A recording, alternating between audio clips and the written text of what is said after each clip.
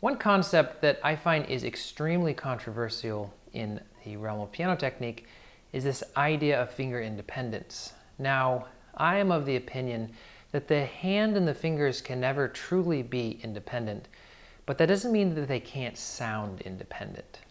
And I'll say things like this and people go, that sounds crazy. That sounds so anti everything that you typically hear that it doesn't make sense. But I think there's two different things that really help drive this concept home. The first one is watch some of your favorite concert pianists play. You'll notice that in a lot of situations, their fingers do not move purely independently from each other, even though they sound that way.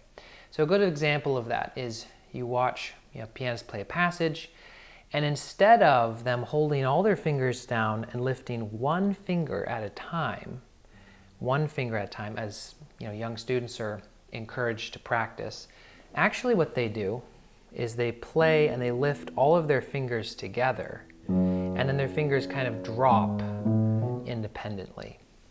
And this is an important idea to understand, that the fingers will have trouble lifting independently, certain ones. Index finger, no. Fifth finger, no. But fourth finger, yes. It has a lot of trouble lifting independently. But if I lift it with my fifth finger, all of a sudden it lifts just fine. If I lift it with my third finger, it lifts just fine. That's incredibly important to understand. Because how many times have you thought to yourself, my fourth finger is weak, I can't lift it, there must be something wrong with me. I know I had these thoughts when I was younger. There's something wrong with my fourth finger. No, your fourth finger is just like everyone else's. It's not meant to do that. And so if you spend time watching recordings of famous pianists, you'll notice this. Their hands are moving in a very synergistic way so that everything is working together in their fingers. That's why this idea that you play only with your fingers, and this emphasis on these exercises where you hold all your fingers down and you lift one finger at a time like this. No one plays like that, okay? Watch whatever pianist you like. They don't really play like that, okay? There are situations where they will do that to a degree, depending on what the fingers are, but as a whole, they do not play like that. The second concept is what I just alluded to, and that's this idea of synergy. So synergy is defined as, two or more things working in coordination to move something or to cause something, right? So in other words, it's this idea of the synergistic motor control of the hand. In other words, the hand is not designed, the fingers are not designed to make individual isolated movements with no movement in any of the other fingers. And I want to share an article with you that I recently discovered that I thought is actually perfect because it illustrates this idea of synergy of the hand perfectly, okay? So this is an article that I found, National Library of Medicine, published by PubMed Central, and the article, I'll link it below, is entitled The Statistics of Natural Hand Movements. So basically in this article, they're referring to a bunch of different studies that have been done in the past where the researchers would have the test subjects make certain movements and then record kind of what happens, okay? So in the article, they say, these results suggest dimensionality reduction and may be evidence for the existence of motor synergies in the control of the hand. This idea is strengthened by the finding that it's difficult for human subjects to move one digit without some degree of involuntary movement at one or other digits. Okay. Now, this is really important to understand because this is that idea that, for instance, if I have my hand here and I lift my second finger, there's little bits of involuntary movement. Okay. So if I lift my finger, especially if I lift it really high, I don't know if you noticed this, probably not in the video. But this finger actually kind of turns slightly, okay? Right, just a little bit. Now, normally you wouldn't lift your finger this high when you play piano, but the point is that, synergistic motor control of the hand, okay? The fingers are not meant to be purely, independent from each other, okay? So in the article, then they go on to say that digit independence has been examined using force production tasks with similar findings. So in other words, not just moving the finger, but actually producing force with that finger, just with the finger motion there, okay? Zatsorsky et al. 1998 asked subjects to produce force at a single finger and examined the involuntary production of forces enslaving at the other fingers. They report large enslaving effects for all fingers, indicating an inability of subjects to individuate force production. The effects were always largest for the immediate neighbors of the tasked finger, with more distant fingers exhibiting smaller enslaving effects. Riley and Hammond, 2000, also measured force production by digits when subjects were instructed to produce force at a single digit, and similarly reported involuntary forces at non-instructed digits. These were smallest when the instructed digit was the thumb, increasing respectively for the index finger, middle finger, little finger, and was largest for the ring finger. So sometimes, people will say, well, you're talking about just random people who haven't been trained to play piano, and so you can get better at that, ability to move a single digit without, sympathetic movement, or producing force with one digit without enslaving effects in the other fingers. And I think there's a small kernel of truth to this, of course. You can always learn to control your muscles and your joints better, of course. The problem is that, I play piano, and I've been playing piano for a very long time, okay? And I play piano quite well. And I'm gonna tell you right now, even with my most independent, let's say strongest finger, my second finger, I cannot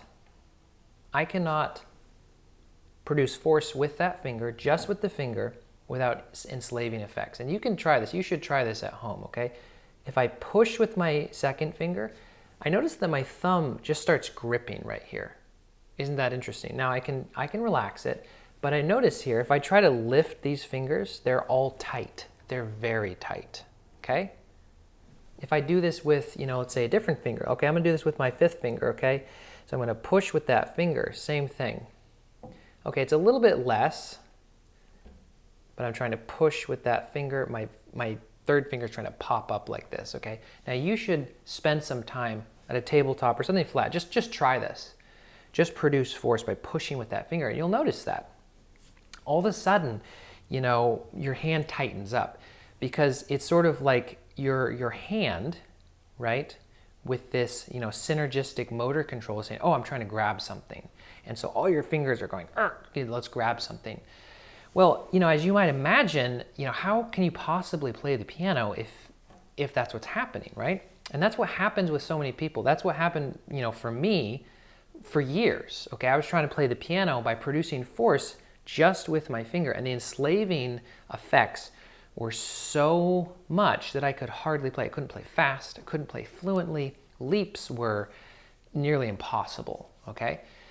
Now, of course, that begs the question, well, then how do you play with your fingers? Well, you have to, use the weight of your hand, the weight of your arm, and so your finger is just sort of standing up. It's just supporting that weight, okay? And it's my belief that that is actually how people who play the piano really well, that's actually how they play. They might not realize it. They might think that they're just pushing with their finger, and there's truth to that, because, I can play and I can swing my finger like that, and people say, oh, you're pushing now. No, I'm not pushing, because as soon as I hit that key bed, I'm still just sitting there, just like if I stand, right? I can stand up, I can swing my leg up and slam it down on the ground, and what happens when my foot hits the ground? Do I keep pushing? No, I don't. My foot hits the ground and I stop pushing. I'm just supporting weight now. And I think actually for me and a couple of my students, I use that analogy with a couple of students, and they were like, oh my gosh, that makes so much sense. So I really like that idea. So it doesn't really matter how much you lift your fingers and swing down and slap the key. It doesn't mean that you're, now just using your fingers and now you're using weight. I think that's a misunderstanding of how the playing apparatus works. Now, the point that I really want to drive home is that these are studies that were done. They were not looking at piano players. They were not piano players who were doing this study or anything like that. These were scientists, basically, who were studying biomechanics and movement science and the hand specifically. And their findings are that producing force creates enslaving, movements in all of the fingers, no matter what, okay?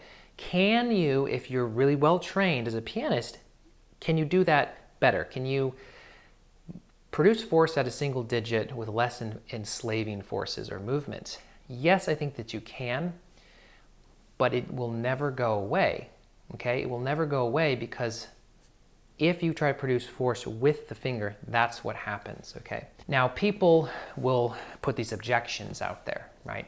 They'll say, well, then how do you play the piano, right? How does that work? That doesn't make sense, right? And I understand that. I mean, I at one point thought that, and it can be so confusing, actually, because it's like, well, if I'm not trying to gain independence in my fingers, then what am I trying to do, okay? And that idea that I mentioned at the beginning, you can play music and sound independent, but that doesn't mean that your fingers are truly independent, okay? So a good example of that is when I play, let's say, an E major scale, okay? And this is something that I did when I was younger. My teacher would have me keep that fifth finger down. So when I play an E major scale, I can easily keep my fifth finger just down dragging on the keys. Okay, but when I come down, every time I play my fourth finger, it wants to lift, because otherwise, my fourth finger has trouble getting there. Well, why is that? Well, it's because on the way up, the way I'm playing is I'm actually lifting 3 and 4 together. So because of that, see how, fourth finger doesn't lift well by itself, right? But if I lift it with 3, it lifts fine. So on the way up, it's really easy to do that. On the way down, however, my third finger is on this note, and if I try to keep this down, it's really difficult to play that. It feels awkward and it feels tense. And some people would say, well, you don't really need to lift the finger too much. That's true, but at speed, the fingers will naturally lift more to get a little bit more, speed in the actual finger, produce a louder sound, etc. And so it's actually very natural. And you see that, oh, now if I lift just fine. So the fifth finger lifts, it lifts, okay? However, if I don't understand that, I will practice that scale and it will drive me nuts. Why can I keep my fifth finger down on the way up, but on the way down, it's like impossible. It feels so awkward, right? Trying to lift that fourth finger. Now, here in this situation right here, my third finger is on this black key, and so I can lift, it looks like I can lift it really high, but that's because my third finger is here. What if my third finger is down here? Can't lift it nearly as high, okay? That's another thing that I think is important. I saw recently a video where a YouTube teacher was talking about finger independence, and they were talking specifically about strengthening the fourth finger. And they said, I used to not be able to lift my fourth finger hardly at all. It's like, it barely goes there. But then after practicing this exercise, which was this, basically lifting the fourth finger like that, right, and playing it, now I can lift my fourth finger like this high. And you go, oh, wow, you can definitely lift that higher. But you notice what I just did there? Wrist straight, can hardly lift it. Now wrist down like this, look at this. Now I can lift it higher. It looks like I can lift it higher. But actually, it's not any higher. It's just the angle of my wrist and the angle of my finger. It makes it look higher. And I was watching this, and I was like, how do they not see this? How do they not notice that they're changing the position of their wrist so it looks like the fourth finger can go higher, right? And I think that really the understanding of, in my opinion, I believe that there is a synergistic motor control in the hand. And that explains so many things. Why, pianists will play and it sounds like their fingers are independent, but if you watch them play, you'll notice that they're not moving purely independently, just moving little digits, okay? They're moving their hand as a whole, lift these fingers together. Things like that, right? You see that a lot, right? You lift all the fingers and then they drop together, right? Because the fingers have no trouble dropping independently, but they have trouble lifting independently, okay? So to me, the idea of the synergistic control of the hand is it's not actually a theory. I'm completely convinced that that's true because that's what we see. Now in the article, they don't say that. They say, well, it suggests this. And that's because in many ways, the human hand is a very complex organism and it's still not fully understood by, scientists and doctors and things, because you do these experiments and you're like, well, why can't you do that? Well, it must be this synergistic control, but we're not really sure because you watch people play the piano and look, they have perfect independence. So maybe it's just a matter of training.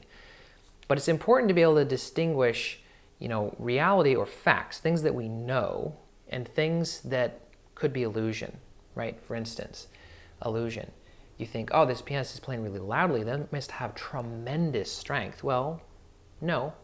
They just know how to move their bodies very efficiently and get lots of sound with actually very little effort, okay? So I hope that this was interesting, informative. I hope you learned something. If you did, drop a comment down below. Let me know your thoughts. Thank you so much and have a great day.